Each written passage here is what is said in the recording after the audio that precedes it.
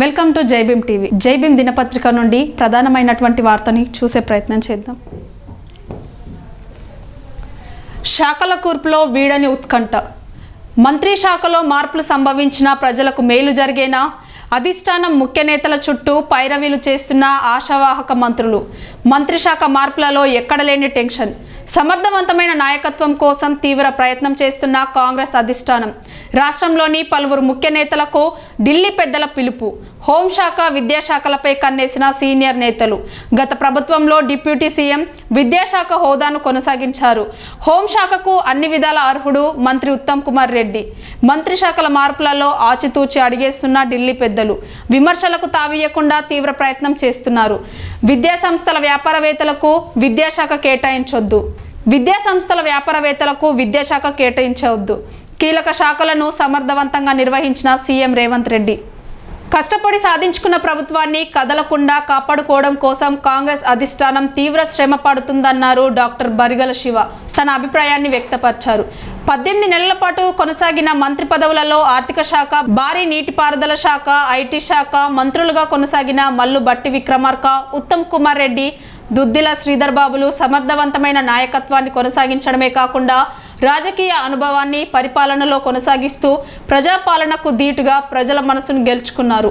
CM Revanth Reddy హోంశాఖ, విద్యాశాఖ, పరిపాలన శాఖను నిర్వర్తిస్తూ హోంశాఖకు రెట్టింపు విశ్వాసాన్ని తెచ్చిపెట్టారని తెలంగాణ ప్రజలు భావిస్తున్నారన్నారు. పోలీస్ శాఖలోనైతే ఉన్నతమైన అధికారులను ఎంపిక చేయడంలో పకడ్బందీ వ్యూహ రచనలను కొనసాగించినట్లు అధికారుల ఎంపిక తెలియజేస్తుందన్నారు. హైదరాబాద్ పోలీస్ శాఖకు దేశ స్థాయిలోనే కాకుండా ప్రపంచ స్థాయిలో అవార్డు తీసుకురాగల ఉత్తమమైన అధికారులను ప్రజాసేవ కోసం ఎంపిక చేసిన తీరు నా భూతో నా భవిష్యత్ అన్నారు. పరిపాలన విషయంలో తన సొంత వ్యూహ రచనలతో పాటు ప్రజలకు ఇచ్చిన హామీల మేరకు నిధులు కేటాయించడంలో ప్రతి పైసా లెక్కేసుకొని రాష్ట్ర పరిపాలన కోసం, ప్రజా సంక్షేమాల కోసం ఖర్చు చేసిన తీరు అభినందనీయమన్నారు. కొన్ని చోట్ల ఆర్థికపరమైన కఠిన పరిస్థితులను ఎదుర్కొన్నప్పటికీ ఉన్న సొమ్ముతో ప్రజలకు ఉపయోగకరమైన సంక్షేమాలను అమలుపరచాలన్నారు. శక్తివంతమైన ప్రతిపక్షాలను అటు బీజేపీ ఇటు బీఆర్ఎస్ నాయకత్వాలను ధీటుగా ఎదుర్కోగల సమర్థవంతమైన పరిపాలన, శక్తివంతమైన ప్రతిపక్షాలను అటు బీజేపీ ఇటు బీఆర్ఎస్ నాయకత్వాలకు ధీటుగా ఎదుర్కోగల సమర్థవంతమైన పరిపాలన, సమర్థవంతమైన నాయకత్వాన్ని కొనసాగించడంలో సీఎం రేవంత్ రెడ్డి పూర్తిగా సఫలీకృతులయ్యారన్నారు. ప్రస్తుతం మంత్రిశాఖల మార్పులలో సీనియర్ కాంగ్రెస్ నాయకత్వానికి మొట్టమొదటి ప్రాధాన్యత ఇవ్వాలన్న కాంగ్రెస్ అధిష్టానం చూపిస్తున్న చొరవను తెలంగాణ ప్రజలు పూర్తిగా బలపరుస్తూ ఆహ్వానిస్తున్నారు. జ్ఞానానికి కొదవలేని దుద్దిల శ్రీధర్ బాబు, ఉత్తమ్ కుమార్ రెడ్డి, భట్టి విక్రమార్కలను సీఎం రేవంత్ రెడ్డితో పాటు సమానమైన హోదాల్లో కొనసాగించే విధంగా హోంశాఖ, విద్యాశాఖ, రెవెన్యూ శాఖలను అప్పగించేందుకు కాంగ్రెస్ అధిష్టానం తీవ్ర కసరత్తులు కొనసాగించినప్పటికీ గత ప్రభుత్వంలో డిప్యూటీ సీఎంగా కొనసాగిన కడియం శ్రీహరి విద్యాశాఖ మంత్రిగా బాధ్యతలు నిర్వహించినట్లు ఆనవాళ్లు కలవన్నారు. పైగా భారత సైనిక దళాలను చీఫ్ కమాండెంట్గా నిధులు నిర్వహించిన అపార అనుభవం కలిగిన మంత్రి ఉత్తమ్ కుమార్ రెడ్డికి హోంశాఖ కేటాయించే ఆస్కారం ఉందని ప్రజలు భావిస్తున్నారు. అదే క్రమంలో తెలంగాణ రెవెన్యూ శాఖను మంత్రి దుద్దిల శ్రీధర్ బాబు కేటాయించే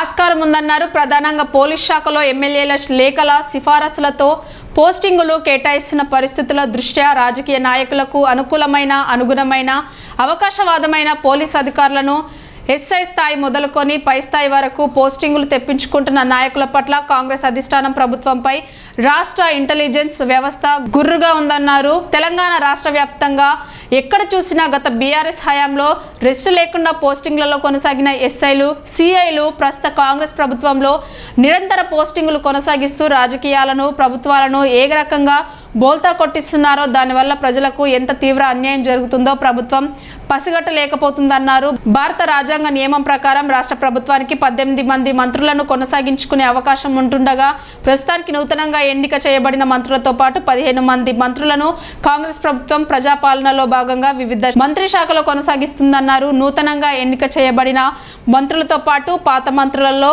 శాఖల వారీగా పరిపాలనలో నిరుత్సాహం ఏర్పడుతుండగా ప్రజాపాలన భారం ఒక సీఎం రేవంత్ రెడ్డి మీదనే పడుతుండగా సీనియర్ నాయకులైన పరిజ్ఞానవంతులైన దుద్దిల శ్రీధర్ బాబు, ఉత్తమ్ కుమార్ రెడ్డి, భట్టి విక్రమార్కలకు ప్రధాన శాఖలను కేటాయిస్తూ వాళ్ళ సేవలను ఉపయోగించుకొని ప్రభుత్వానికి బలాన్ని చేకూర్చే విధంగా శాఖలలో మార్పులు చేయబోతున్నట్లు అధిష్టానం చేస్తున్న ప్రయత్నాలు తెలియజేస్తున్నారు. ఇప్పటికే ముఖ్య నేతలు అంతా ఢిల్లీలో మక్కం వేసి కాంగ్రెస్ అధిష్టానాన్ని కాకాపడుతూ మంత్రి పదవుల కోసం మంత్రి పదవి శాఖలలో జరగబోయే ప్రధాన శాఖలు లభించే విధంగా ముమ్మర ప్రయత్నాలు చేస్తుందన్నారు.